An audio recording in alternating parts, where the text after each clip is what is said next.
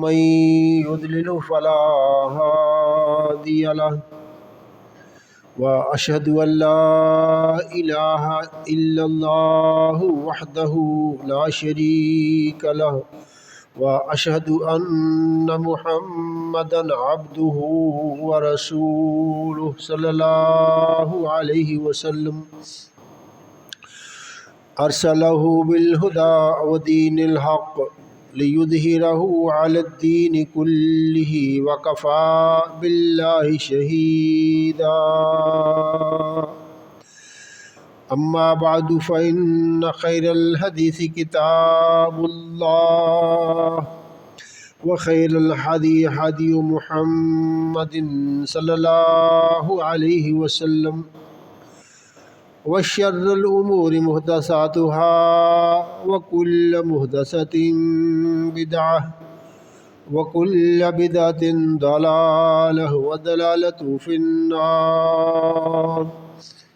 اللهم صل على محمد وعلى آل محمد كما صليت على إبراهيم وعلى آل إبراهيم إنك حميد مجيد.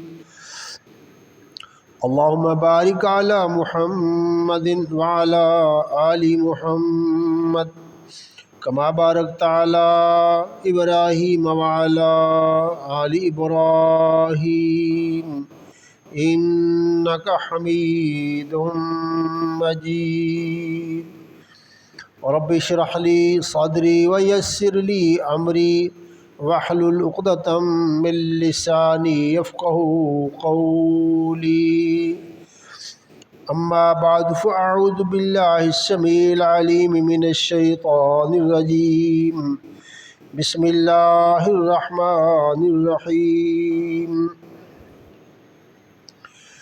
يا أيها الذين آمنوا إذا لقيتم فئة فاثبتوا واذكروا الله كثيرا لعلكم تفلحون. وأطيعوا الله ورسوله ولا تنازعوا فتفشلوا وتذهب ريحكم واصبروا إن الله مع الصابرين. ولا تكونوا كالذين خرجوا من ديارهم بطرا ورئاء الناس ويصدون عن سبيل الله والله بما يعملون محيط. وقال النبي صلى الله عليه وسلم يد الله على الجماعة. وقال النبي صلى الله عليه وسلم المؤمن للمؤمن كالبنيان يشد بعضه بعضا أو كما قال النبي صلی اللہ علیہ وسلم. تمام تعریفیں رب ذوالجلال کے لیے جو ہمارا خالق ہے، مالک ہے، کائنات ساری کی ساری اس کے قبضہ قدرت میں ہے، عزت اور ذلت کا مالک ہے، فتح اور نصرت اس کے ہاتھ میں ہے. دنیا کا کوئی ذرہ بھی اس کے حکم کی حکم عدولی نہیں کر سکتا.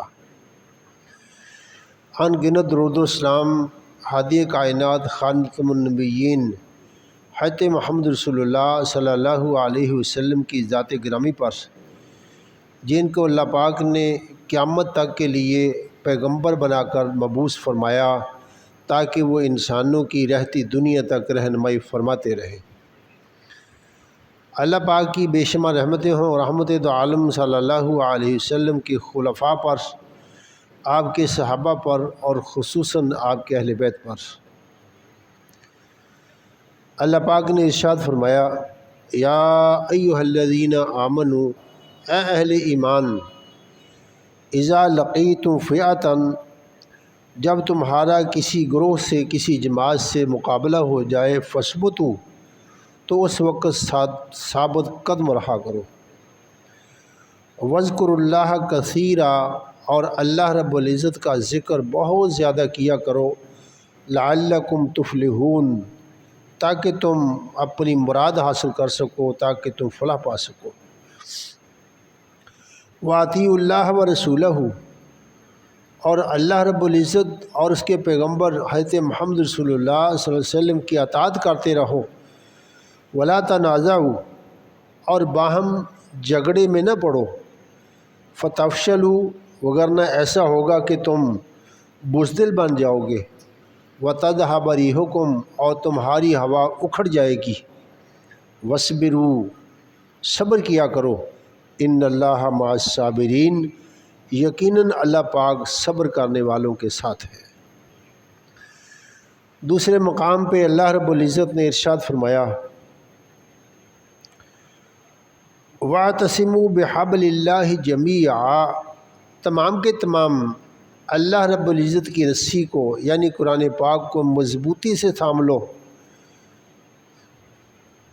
وَلَا تَفَرَّقُوا، اور جدا جدا ٹولی ٹولی میں تقسیم نہ بنو، وَاذْكُرُوا نِعْمَتَ اللَّهِ عَلَيْكُمْ، ذرا تم یاد کرو اللہ پاک کے احسان اور نعمت کو جو تم پر تھا، اذ کنتم اعداء، جس وقت تم باہم دشمن تھے، فألف بین قلوبکم، اللہ پاک نے تمہارے دلوں کو باہم جوڑ دیا، فاصبحتم بنعمتہ اخوانا، تم اللہ رب العزت کے احسان اور نعمت کی بنا پر بائی بائی بن گئے، وکنتم علی شفا حفرۃ من النار، اور ویسے بھی تم جہنم کے گڑھے کے کنارے پر پہنچ چکے تھے، فَأَنْقَذَكُم مِّنْهَا، تو اللہ پاک نے تم کو اس جہنم کے گڑھے سے بھی محفوظ فرما دیا۔ كَذَلِكَ يُبَيِّنُ اللَّهُ لَكُمْ آيَاتِهِ، اللہ پاک اسی طرح اپنے احکام کھول کھول کر بیان کر رہا ہے، لَعَلَّكُمْ تَهْتَدُونَ، تاکہ تم ہدایت پا جاؤ۔ رسول گرامی صلی اللہ علیہ وسلم نے ارشاد فرمایا المؤمن للمؤمن کالبنیان، ایک مومن دوسرے مومن کے لیے ایک عمارت کی طرح ہوتا ہے، یعنی اس کو ہونا بھی چاہیے، یشد بعضہ بعضا، اس عمارت کا بعض حصہ دوسری عمارت کے حصے کو مضبوط کرتا ہے، اسی طرح ایک مومن کو دیگر مومنوں کے لیے قوت اور نصرت کا سبب بننا چاہیے۔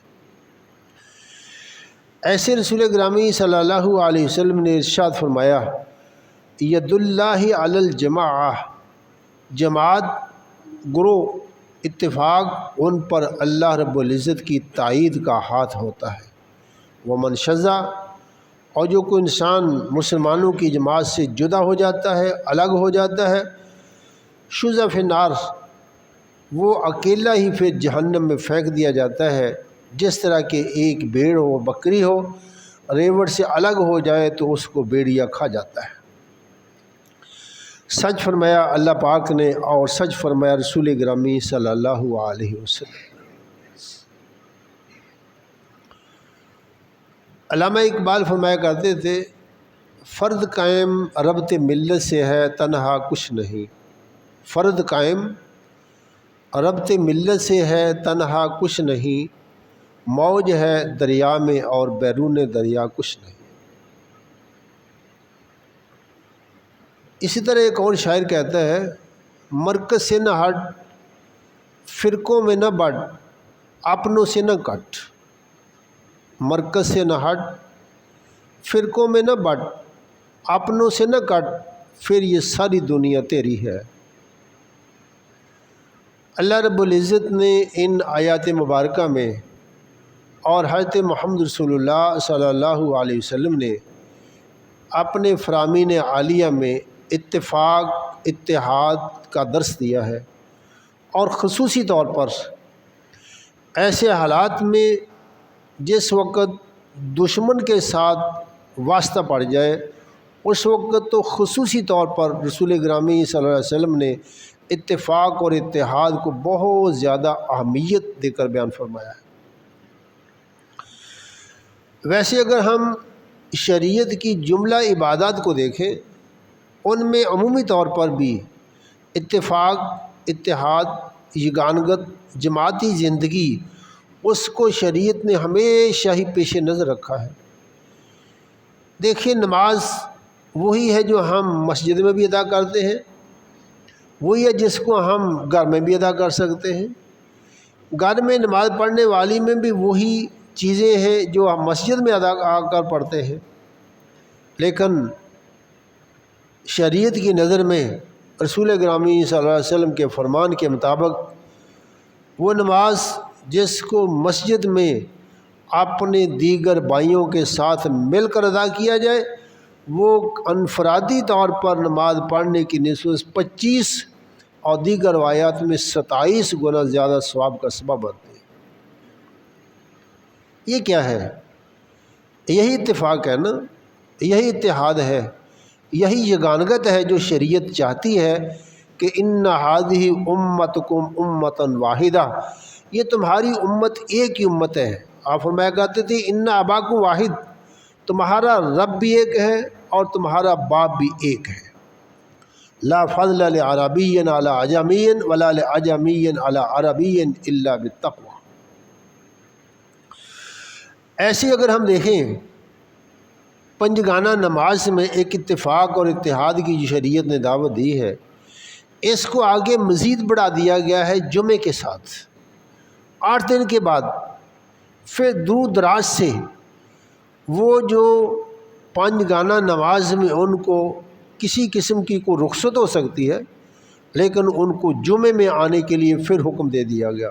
اور آپ فرمایا کرتے تھے جو آدمی بلا عذر کے، اس کے پاس کوئی شرعی عذر نہیں ہے، اس کے باوجود وہ مسلمانوں کے ساتھ مل کر جمعہ ادا نہیں کرتا ہے، آپ فرماتے ہیں اس کے دل میں ایک سیاہ نقطہ پڑ جاتا ہے، اور اگر وہ توبہ نہیں کرتا ہے تو سخت ترین اس کے لیے آپ نے وبال اور اپنے سزا کا ذکر فرمایا ہے۔ ایسے ہی اس اجتماع کو آگے مزید شرع نے بڑھا دیا ہے، پھر اس کو سالانہ عید میں شامل کر دیا ہے۔ وہاں مردوں کو اور عورتوں کو، حتیٰ کیا فرمایا کرتے تھے وہ عورتیں جو نماز نہیں پڑھنے والی وہ بھی وہاں شامل ہو جائیں، اور جن کے پاس اچھے کپڑے نہیں ہیں اپنی ساتھ دیگر عورتوں کے ساتھ پہننے کے لیے، اپنی بہن سے ادھاری اوڑھنی لے لیں، لیکن مسلمانوں کی سالانہ اجتماع میں ضرور شامل ہوں۔ اس سے بڑھ کر شرع کہتی ہے جس انسان میں جسمانی طاقت ہے اور سفر کے اخراجات ہیں، وہ عالمی طور پر پورے مسلمان، وہ کسی بھی زبان سے، کسی بھی ملک سے، کسی بھی رنگ سے تعلق رکھتے ہوں، ان کے لیے ضروری ہے اتم الحج والعمرۃ للہ۔ حج کرنا کوئی نفلی چیز نہیں ہے، کوئی مرضی کی چیز نہیں ہے، اسلام کے رکن میں سے ہے۔ اور اگر ہم ان چیزوں کی تہ میں چلے جائیں کہ اتنے اخراجات اٹھا کر حج کے لیے جانا، آدمی ان دنوں کے علاوہ ان مقامات کو دیکھ سکتے ہیں نا۔ ابھی آپ عمرے کے لیے جائیں، وزٹ پر جائیں، آپ وہاں پر عرفات دیکھ سکتے ہیں، میناک بھی دیکھ سکتے ہیں، جمرات جہاں پر ہے وہ ان کو دیکھ سکتے ہیں، ہر جگہ کو آپ دیکھ سکتے ہیں اور آرام سے دیکھ سکتے ہیں، وہاں پر رش نہیں ہے۔ لیکن شرع کہتی ہے کہ نہیں، جس انسان کے پاس طاقت ہے، مالی اخراجات ہیں، مخصوص دنوں میں، مخصوص اوقات میں اور مخصوص عبادات کی ادائیگی اس کے لیے اسلام کا ایک رکن سمجھ کر اس کو جانا ضروری ہے۔ ایک اجتماعی ہے، عالمی اجتماع، عالمی اجتماع۔ ان سب چیزوں میں شریعت نے ایک درس دیا ہے اور وہ ہے عالمی اجتماع۔ چنانچہ ان کے علاوہ آپ عمومی طور پر سنتے رہتے ہیں کہ ایک مسلمان کے دوسرے مسلمان پر حقوق ہیں 6، ان میں بھی یہی چیز ہے، تیمارداری۔ ایک مسلمان دوسرے مسلمان کی تیمارداری کرتا ہے، ایک مسلمان دوسرے کو ملتا ہے تو اسلام کہتا ہے، ایک مسلمان دوسرے اسلام دعوت دیتا ہے اس کو قبول کرتا ہے، یہ سب اجتماعیت ہے۔ شریعت نے اجتماعیت کو اس سے زیادہ کیا بیان کیا جا سکتا ہے؟ اللہ پاک کے محبوب فرماتے ہیں ید اللہ علی الجماع، اللہ رب العزت کا ہاتھ ہے جماعت پر۔ اور آپ فرماتے ہیں من شذا، جو انسان جماعت سے جدا ہو جاتا ہے وہ اکیلا ہی کر کے جہنم میں پھینک دیا جاتا ہے، جس طرح ریوڑ سے الگ ہو جانے والی بھیڑ یا بکری اس کو بھیڑیا کھا جاتا ہے۔ ان آیات مبارکہ میں عمومی طور پر شریعت نے اجتماعیت کا حکم دیا، اور خصوصاً جس وقت خوف و ہراس کا موقع ہو اس وقت تو یہ احکام پہلے سے بھی زیادہ بڑھ جاتے ہیں۔ چنانچہ رسول گرامی صلی اللہ علیہ وسلم آپ عام طور پر امیر کی اطاعت، عام طور پر اجتماعیت اختیار کرنا، اس کو بڑی اہمیت دیتے تھے، لیکن اگر میدانی جنگ ہو وہاں پر ایک دوسرے کے ساتھ قدم سے قدم ملا کر، کندھے سے کندھا ملا کر کھڑے ہونا، یہ شریعت کا ایک خصوصی طور پر حکم تھا۔ اور ایسے ایام میں اگر کوئی انسان مسلمانوں کی جماعت میں افتراق پیدا کرتا ہے، اجتماعیت ختم کرتا ہے اور ان میں خوف و ہراس پھیلاتا ہے، اس کے لیے شریعت کا الگ طور پر حکم ہے، یا ایھا الذین آمنوا، اے ایمان والو، ان جاءکم فاسقٌ بنبأ، اگر تمہارے پاس کوئی بے اعتبارہ انسان کو خبر لے کر آ جائے، فتبینوا، وضاحت کر لیا کرو، ان تصیبوا قوما بجہالۃ، ایسا نہ ہو کہ تم خام خواہ کسی قوم کو جا پہنچو، ان کے گلے پڑ جاؤ، حالانکہ حقیقت حال ایسی نہ ہو۔ مسلمان کبھی بھی اجتماعی زندگی کے بعد، اتفاق کے بعد، تاریخ شاہد ہے، میدان جنگ میں کبھی بھی دشمن سے نہ ہراساں ہوئے ہیں اور نہ شکست کھائی ہے۔ اور یہ اس وقت ہے جس وقت مسلمانوں کی تعداد ابھی بہت بہت بہت تھوڑی تھی، بہت تھوڑی تھی۔ رسول گرامی صلی اللہ علیہ وسلم اسلام میں پہلی جنگ کے لیے جنگ بدر کے موقع پر گئے، دشمن 3 گنا سے بھی زیادہ تھا، لیکن وہ 313 مرد، 313 صحابہ اکرام اس طرح تھے جس طرح ایک جسم ہو، ایک جسم۔ آپ نے وہاں پر مشورہ کیا مدینہ منورہ والوں سے، تمہارا میرا وعدہ یہ تھا کہ میں مدینہ منورہ میں رہوں گا تو تم میرا تعاون کرو گے، میری حفاظت کرو گے، جس طرح اپنے بچوں اور بیویوں کی حفاظت کرتے اسی طرح میری حفاظت کرو گے، تمہارا میرا عہد تھا۔ لیکن اس وقت ہم مدینہ منورہ کی سرحدوں سے باہر ہیں، اب آپ کا کیا خیال ہے؟ آپ کے اسلاف، آپ کے صحابہ، جناب محمد رسول اللہ صلی اللہ علیہ وسلم کے تربیت یافتہ، پتہ کیا جواب دیا تھا انہوں نے؟ فرمانے لگے اللہ کے رسول، ابھی تو ہم مدینہ منورہ سے تھوڑے فاصلے پر موجود ہیں، اگر آپ ہمیں سمندر میں جا کر کہیں چھلانگیں لگانی ہے، برق گماد تک لے جائیں، ہم میں سے ایک بھی آدمی پیچھے نہیں رہے گا۔ اور پھر عرض کی اللہ کے رسول، آپ ہمیں اصحاب موسیٰ نہیں سمجھنا، جن کو یہ کہا گیا تھا کہ ہم نے تمہارے لیے فلاں زمین کو لکھ دیا ہے، جاؤ تو صحیح، لیکن اس کے باوجود کہنے لگے اذهب انت وربک فقاتلا انا ہاہنا قاعدون، موسیٰ تم جاؤ اور تمہارا رب جائے، دونوں جا کر لڑو، ہم یہاں بیٹھے ہیں، جب فتح ہو جائے گی تو ہم آئیں گے۔ اللہ کے رسول، ہم اصحاب موسیٰ نہیں ہیں۔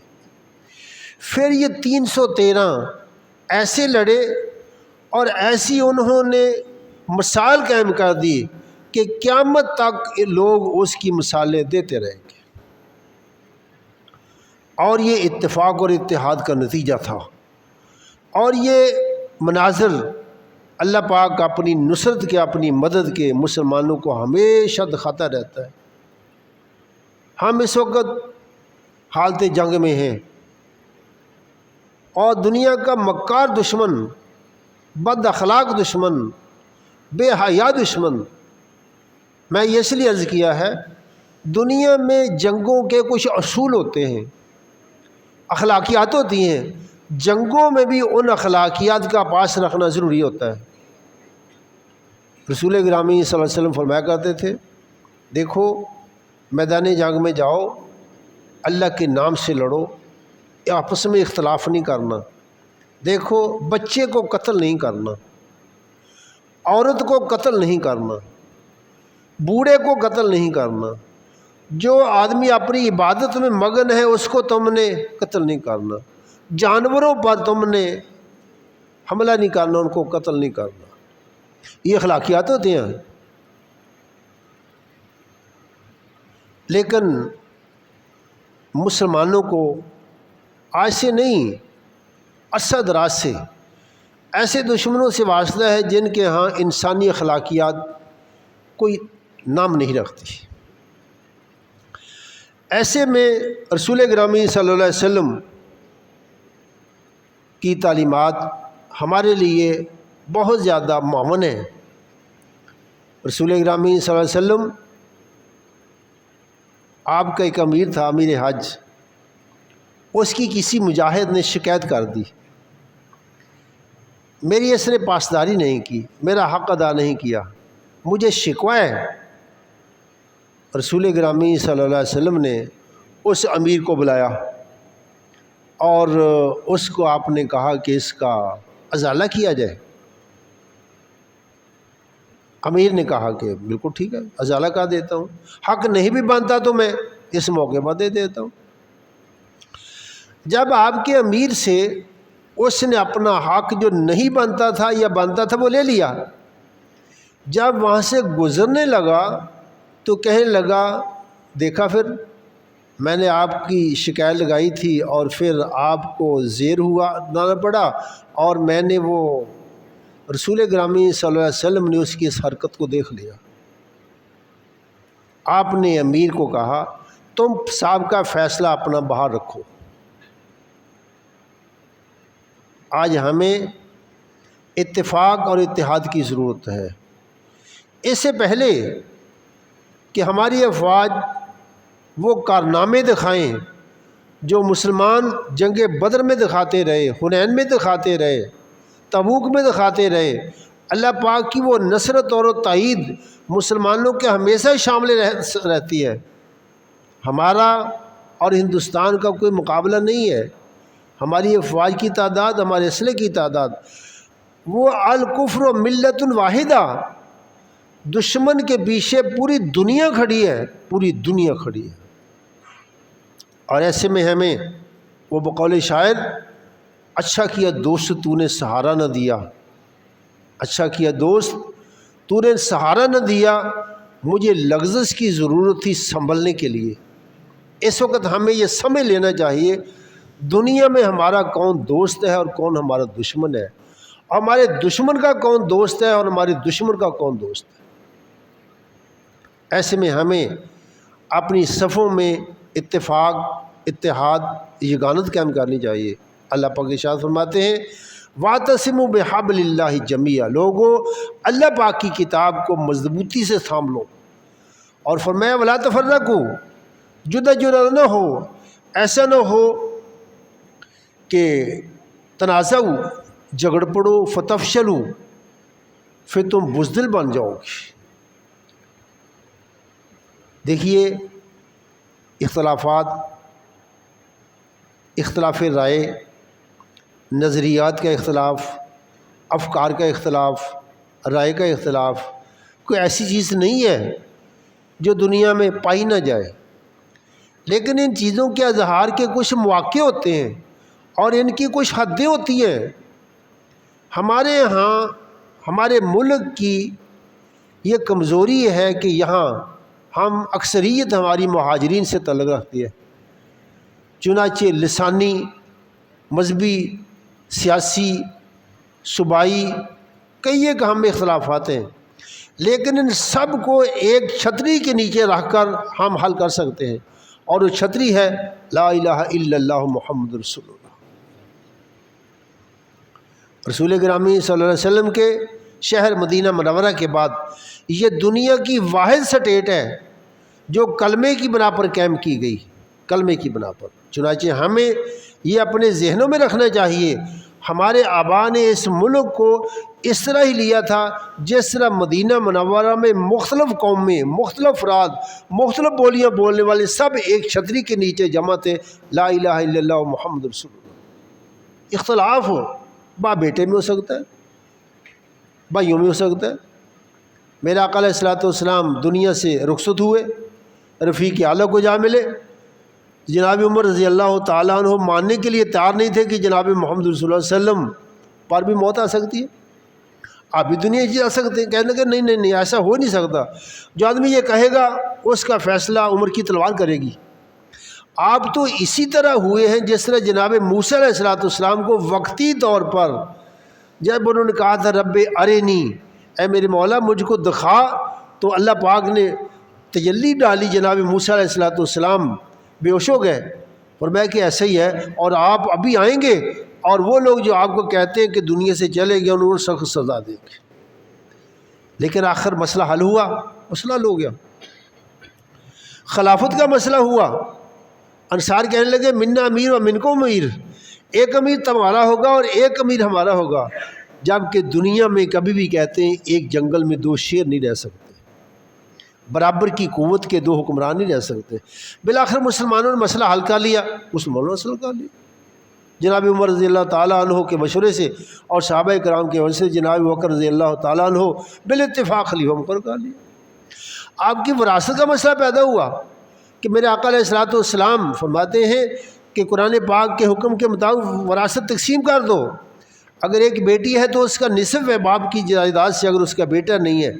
سیدہ فاطمہ رضی اللہ تعالیٰ عنہ کا یہی خیال تھا کہ مجھ کو وراثت ملنی چاہیے، لیکن جب جناب عمر رضی اللہ تعالیٰ اور جناب بکر نے فرمایا نحن معاشر الانبیاء لا نورث ما ترکنا صدقہ، میں اور جملہ پیغمبر ہماری وراثت تقسیم نہیں ہوتی اولاد میں، پیغمبر تو پوری دنیا کا باپ ہوتا ہے، روحانی باپ ہوتا ہے، اور اس کی بیویاں امت کی مائیں ہیں، آپ کی بیویاں ہماری مائیں اور آپ ہمارے روحانی باپ۔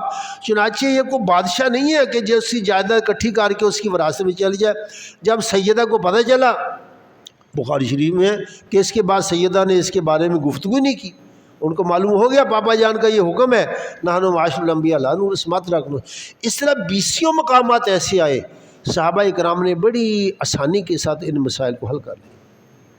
ہم میں کئی چیزوں کے اختلافات ہیں، نظریاتی طور پر اختلاف ہو سکتا ہے، فرقے کے طور پر اختلاف ہو سکتا ہے، مسلک کے طور پر ہو سکتا ہے، مذہب کے طور پر ہو سکتا ہے، لسانی طور پر ہو سکتا ہے، ہم سب میں کئی امکانات ہیں، لیکن لکل مقام للمقام ولکل مقام مقال، ہر ایک بات کی ایک جگہ ہوتی ہے اور ہر جگہ کے لیے ایک گفتگو ہوتی ہے۔ مجھے یاد ہے 1982 کے بعد جس وقت افغانستان کا مسئلہ بنا، میں اس وقت مدینہ یونیورسٹی میں تھا۔ اللہ پاک سب کو اپنے محبوب پیغمبر کی یاد کرنے کی توفیق عطا فرمائے۔ آپ کے محبوب کا شہر ہر ایک انسان کی تمنا ہوتی ہے کہ اس کو اپنی آنکھوں سے دیکھے۔ اللہ پاک کی مقدس بیت اللہ کا گھر سب کو اللہ پاک نصیب فرمائے۔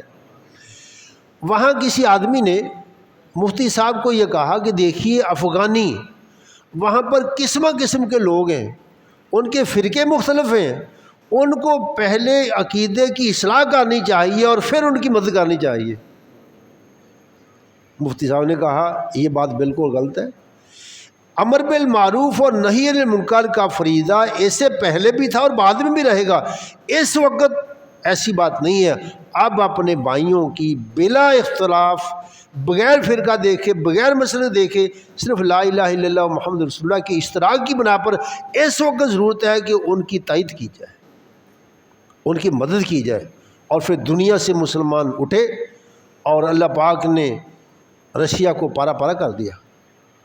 آج بھی ہم میں سے بہت سارے لوگ سیاسی طور پر فوج کے مخالف ہوں گے، سیاسی طور پر کئی اس کے موافق ہوں گے، کئی لوگوں کو ان پر اعتراضات ہوں گے، سب کچھ ہوگا، لیکن میرے دوستو یہ موقع نہیں ہے، اس وقت موقع ان چیزوں کا نہیں ہے۔ اس وقت ہے اپنی فوج کی تائید کیجئے، ان کے ساتھ کھڑے ہو جائیے، اب جہاں ہیں جیسے ہیں ان کی حمایت کیجئے۔ آج سے پہلے ہمارا ایک بازو الگ ہوا ہم سے، ایک بازو پہ اٹھتا ہوں آج کل، دوسرا دشمن کو گوارا نہیں، بنگلہ دیش مان گیا نا۔ اس کی سب سے بڑی وجہ ہماری فوج کی دلیری کی کمی نہیں تھی، اس وقت ہماری فوج نے کم ترین اور گھٹیا ترین طیاروں میں 4 سیکنڈوں میں 4 دشمن کے طیارے گرائے تھے، لیکن اس وقت سب سے بڑا سبب وہاں کی عوام وہ پروپیگنڈے میں آ گئی، اور جدھر بھی ہماری افواج گئیں کہیں پر پانی میں زہر ملا دیا، کہیں پر پل توڑ دیے، ان کے لیے وہاں پر رہنا کیا لڑنا دوبر ہو گیا۔ 1,00,000 فوج ہماری دشمن کے نرغے میں چلے گی۔ آج ہمیں 20 اختلافات ہوں گے، 20 اعتراضات ہوں گے، لیکن اس وقت جو اللہ پاک کا حکم ہے وہ یہی ہے کہ وَلَا تَكُونُوا كَالَّذِينَ خَرَجُوا مِن دِيَارِهِمْ بَطَرًا، اللہ پاک فرماتے ہیں وَأَطِيعُوا اللَّهَ وَرَسُولَهُ وَلَا تَنَازَعُوا، جھگڑو نہیں، فَتَفْشَلُوا، تم بزدل بن جاؤ گے، وَتَذْهَبَ رِيحُكُمْ، اور تمہاری ہوا اکھڑ جائے گی۔ دشمن کے سامنے سیسا پلئی دیوار کی طرح کھڑے ہو جاؤ۔ سب کو معلوم ہو ہم ایک قبلے کو ماننے والے ہیں، ایک الہ کو ماننے والے، ایک پیغمبر کو ماننے والے، ایک کتاب کو ماننے والے، باقی چھوٹے موٹے معاملات ہر جگہ پر ہر ایک میں ہوتے ہیں۔ لہذا ہمیں چاہیے اپنی ایک تو اتفاق اور اتحاد، اور دوسری چیز ہے اپنی ترجیحات کو بدلے۔ کبھی ایسا ہوتا تھا مسلمان حالت جنگ میں ہوتے تھے تو اللہ پاک کے سامنے جھکتے ہوئے مسجدیں بھر جاتی تھی، اور اللہ پاک فرماتے ہیں ان اللہ لا یغیر ما بقوم حتی یغیروا ما بانفسہم، اللہ پاک اس وقت تک کسی قوم کی حالت نہیں بدلتے جس وقت تک کہ لوگ اپنی حالت خود تبدیل نہ کر لیں۔ دنیا کے وسائل، طاقت، اس کا ایک اپنا مقام ہے، لیکن مسلمان کے لیے اللہ پاک کی تائید اس سے زیادہ اہم ہے۔ چنانچہ اللہ پاک فرماتے ہیں تم اس کے ساتھ ساتھ اللہ پاک وَاذْكُرُوا اللَّهَ كَثِيرًا، معاملات اعدوا لَهُم مَا اسْتَطَعْتُم مِّن قُوَّةٍ، دشمن کے لیے اپنی پوری قوت تیار کرو، لیکن اس کے ساتھ ساتھ وَاذْكُرُوا اللَّهَ كَثِيرًا، اللہ پاک کا بہت ذکر کرو۔ ہمیں چاہیے اپنے چھوٹے موٹے اختلافات کو نظر انداز کریں، اپنی افواج کے قدم بے قدم شانہ بے شانہ کھڑے ہوں، ان کی تائید کریں۔ دشمن اس چیز کو تسلیم کر رہا ہے۔ آج جس طرح پاکستانی فوج نے دشمن کے دانت کھٹے کیے ہیں، اتنے تیارے جو ناقابل شکست تیارے تھے، آپ کی فوج نے اللہ پاک کی تائید سے ان کو گرایا، اور دشمن ذلیل ہو کر بیٹھا ہے، اور وہ اس زخمی ریش کی طرح اپنے زخم چاٹ رہا ہے کہ کس طرح پاکستانی فوج اپنے تیارے اپنا اسلحہ سامنے لائیں اور ہم حساب برابر کریں۔ ایسے میں اللہ پاک کا حکم ہے ان جاءکم فاسق بنبأ فتبینوا، اگر بے اعتبارہ انسان تمہارے پاس کو خبر لے کر آتا اس کی وضاحت طلب کر لو، پوچھ لو اہل رائے سے کہ اس وقت ہماری افواج، ہمارا ملک، ہمارے وزراء وہ اس جواب دینے میں پس و پیش اور دیر کیوں کر رہے ہیں، وہ بہتر جانتے ہیں۔ صاحب البیت ادری بما فیہ، گھر والے کو زیادہ پتہ ہوتا ہے کہ اس وقت کون سی چال چلنی ہے۔ اور میرے آقا فرمایا کرتے تھے الحرب خدعۃ، لڑائی طاقت سے نہیں لڑی جاتی ہے، لڑائی جڑتی ہے داؤ پیچ سے لڑی جاتی ہے۔ چنانچہ ہمیں چاہیے ایسے میں اپنے اندر اتفاق اور اتحاد پیدا کریں، اپنے سیاسی اختلافات، اپنے مذہبی اختلافات، اپنے دیگر معاشی اختلافات، اپنے صوبائی اختلافات، سب کو ہم دشمن کے ٹارگٹ میں ہم پر گرنے والا کوئی بھی ڈرون یہ نہیں دیکھے گا یہ پنجابی ہے، یہ سندھی ہے، یہ بلوچی ہے، یہ اہل حدیث ہے، یہ سنی ہے، یہ فلاں ہے، یہ فلاں ہے، سب پر دشمن کے اعتبار سے ہم ایک ہیں۔ لیکن ہم اگر ثابت کریں ایک دوسرے کو کہ ہم ایک نہیں ہیں تو یہ اللہ تعالیٰ کی نعمت کی ناشکری ہوگی۔ چنانچہ اللہ پاک کا حکم ہے یا ایھا الذین آمنوا، اے اہل ایمان، اتقوا اللہ حق تقاتہ، اللہ پاک کا تقوی اختیار کرو جس قدر بھی حق ہے اس کا، ولا تموتن الا وانتم مسلمون واعتصموا بحبل اللہ جمیعا، اللہ پاک کی رسی کو مضبوطی سے تھام لو، ولا تفرقوا، اور جدا جدا نہ ہو، واذکروا نعمت اللہ علیکم، اللہ پاک کی نعمت جو تم پر ہوئی ہے اس کو یاد کرو ذرا، اذ کنتم اعداء، جس وقت تم باہم دشمن تھے۔ ابتدائی طور پر یہ آیات اہل عرب کے بارے میں ہیں جو ایک دوسرے کے خون کے پیاسے تھے، ان کے یہاں اختلافات کی وہ نوعیت نہیں تھی جو ہمارے اختلافات کی ہے، انتہائی زیادہ ایک دوسرے کے مخالف تھے، ایک دوسرے کا خون بہانا، غلام بنانا ان کا یہ عام رویہ اور عام ان کا پیشہ تھا۔